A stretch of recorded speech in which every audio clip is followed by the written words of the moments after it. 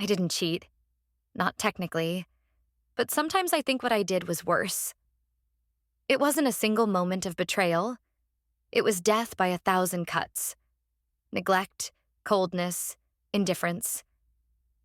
And when he finally walked away, I acted like I was the one who'd been wronged.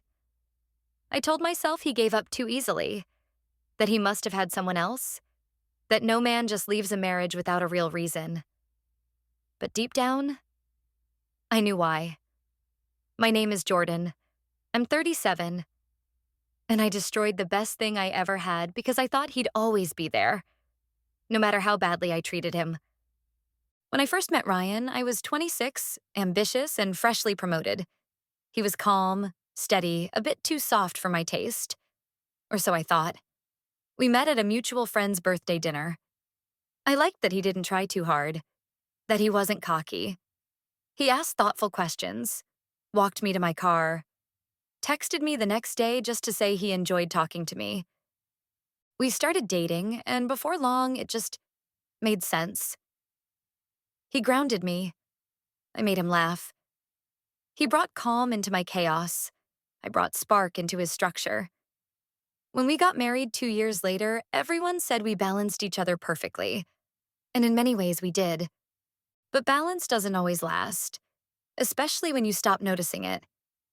Our first few years were sweet. Traveling, setting up our little condo, inside jokes, Sunday pancakes. He'd leave me notes in my purse. I'd send him memes during meetings. It was simple and beautiful. Then work got busy. I got a promotion, longer hours, more pressure. He supported me without question, picked up groceries, handled dinner, even folded laundry while watching the game. I told myself I appreciated it, that he was lucky I was building a future for us, that he'd understand if I missed a few dinners or forgot to ask about his day. Except it wasn't a few, it became most, and then all.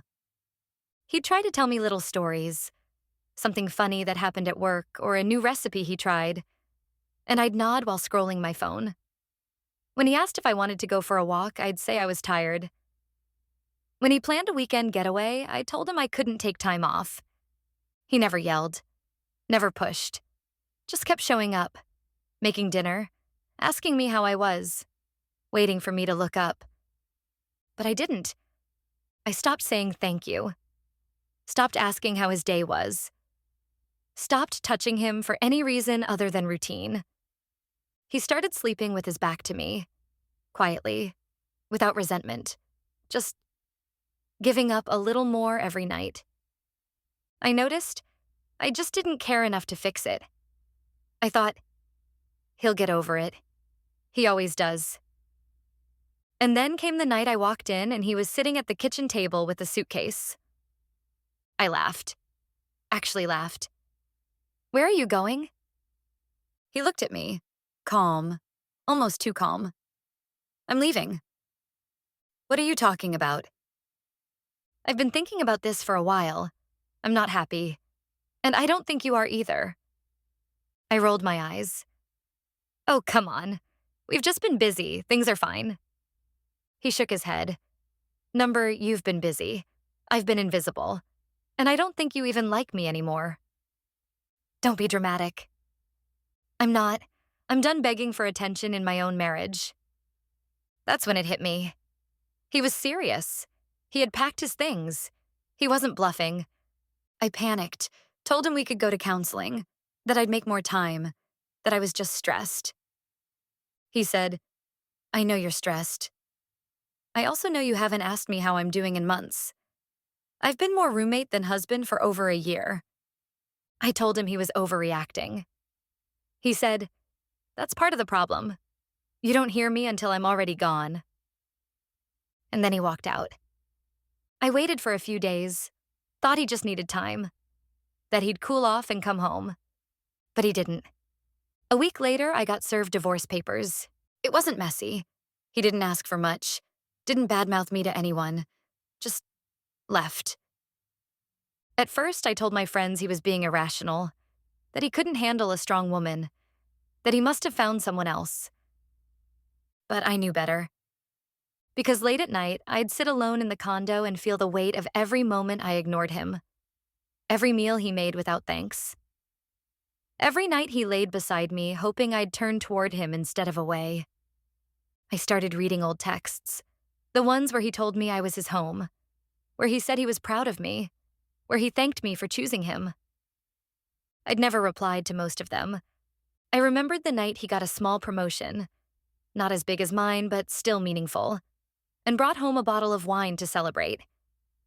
I barely looked up from my laptop, said, "That's great," and kept typing. I remembered his birthday dinner where he made reservations and I canceled last minute because I had a deadline. He still came home with cake. I didn't eat any. I remembered him sitting on the edge of the bed one night, asking if I was still happy. And I snapped, "God, why are you being so needy?" He didn't ask again. I thought I'd have more time, that he'd keep waiting, that he'd keep loving me even if I didn't show it back. But people have limits, even the patient ones, especially the patient ones. It's been almost a year now. He's living in a new place, still in town, still working the same job. We don't talk. I sent him an email once, just to say I missed him, that I was sorry. He replied, "I know. I forgive you, but I'm not coming back." I cried for hours. He's dating someone now, a nurse.